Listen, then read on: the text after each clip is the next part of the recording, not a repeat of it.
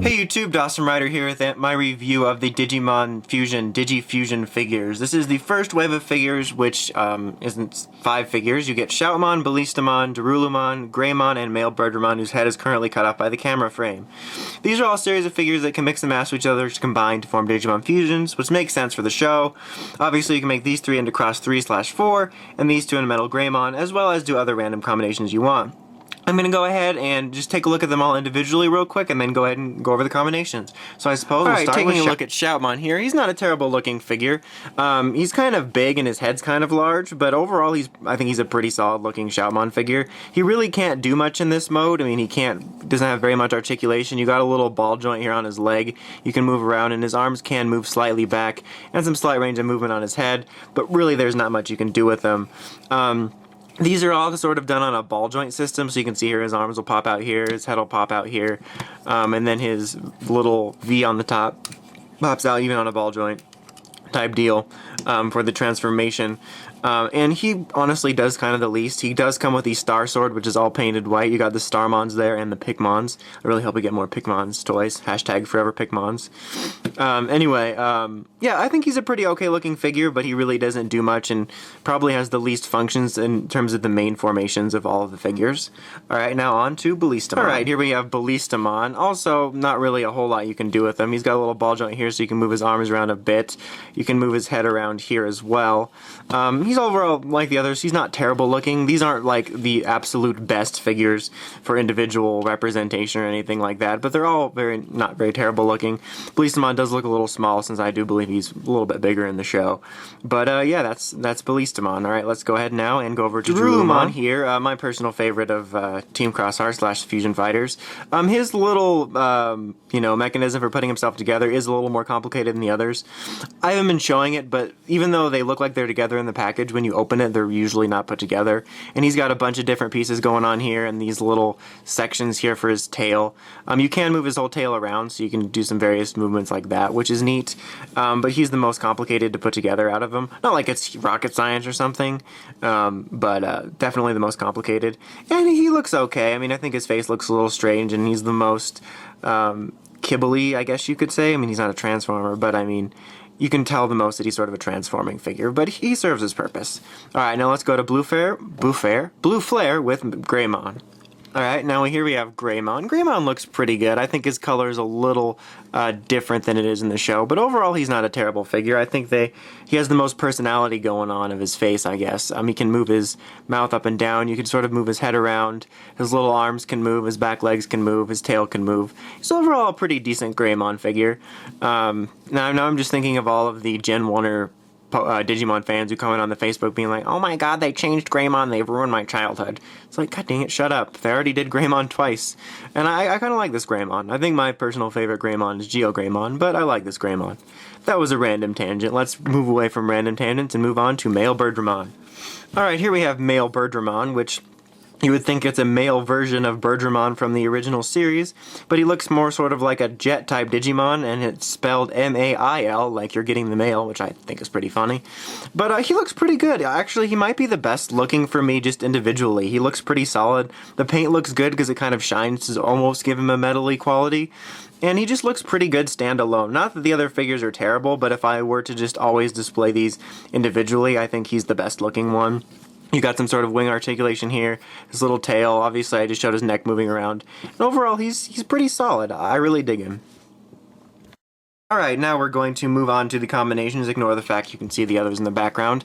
The first one I was going to show, which isn't really a combination and it's not even really official, is Shoutmon x2. You can't really do it. It's not even advertised in any way.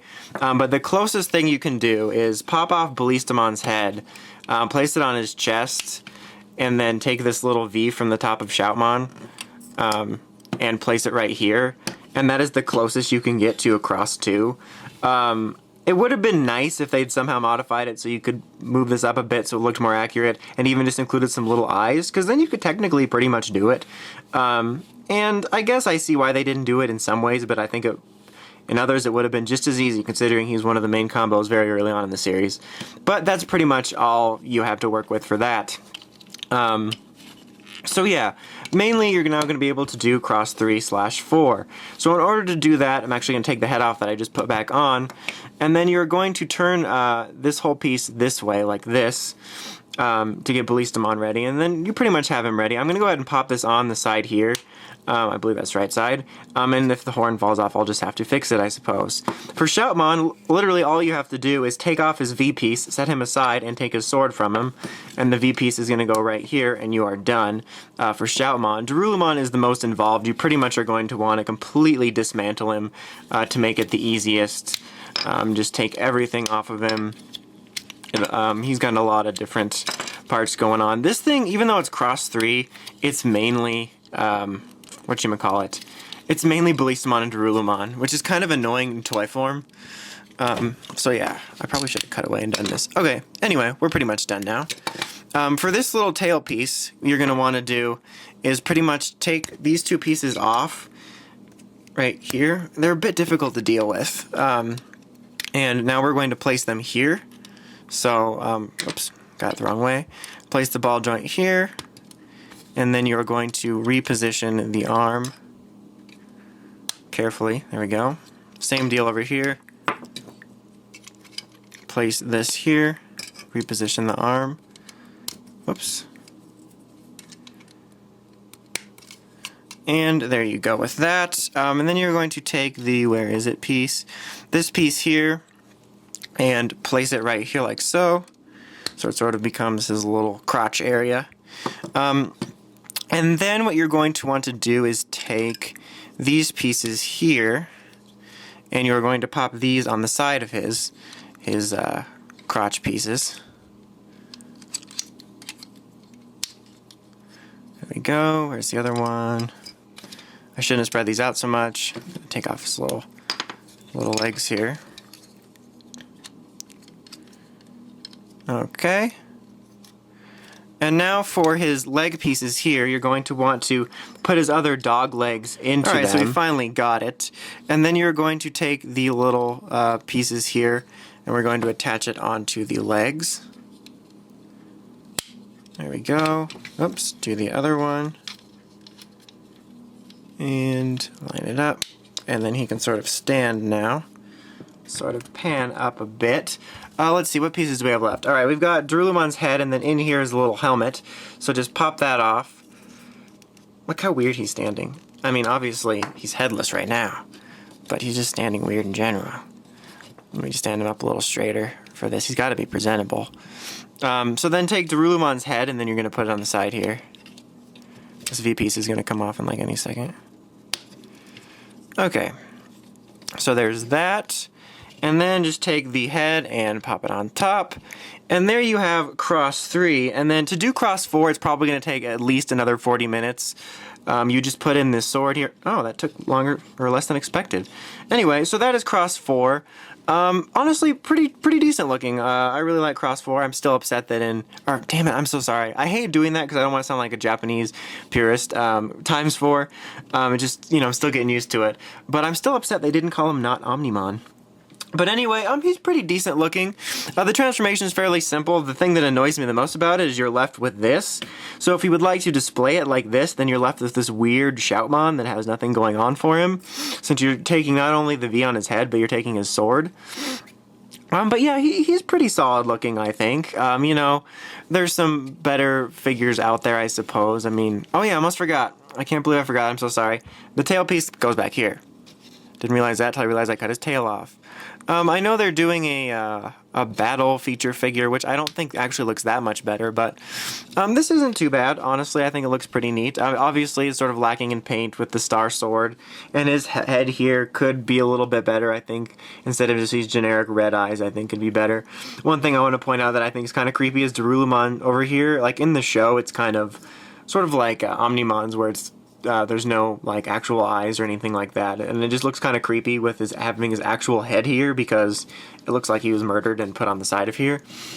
But yeah, overall not bad. All of the various ball joints actually give him some decent articulation here. Sort of move this around, this piece around here to get some bending action here. Even his legs are on ball joints now. You can get some bending without popping it off there. And then his head can move around. So you actually get a fair amount of articulation from this, which is neat. But yeah, overall pretty decent. Let's go ahead and move past him for a second and do the MailBirdramon combo. The MailBirdramon combo is quite a bit easier than Shoutmon's. So what you're going to want to do for that is pop his head off here, and then we're going to pop his legs off just because we're going to need them to change some stuff around. MailBirdramon is the Dorulumon of this in the sense that he's going to completely disassemble pretty much. At least that makes it the easiest to do stuff. So you're just going to want to do that. So first things first, I'm going to go ahead and take these pieces here, and they're going to combine with Greymon's legs. So separate his foot from the bulk of his leg, and you're going to be placing this here, and then place his leg like this. It's kind of strange, and you have to maneuver it weird, but it's fine. Same thing here. Take this, where is the other piece? They kind of go off to the side. Oh, I almost lost my voice there for a second.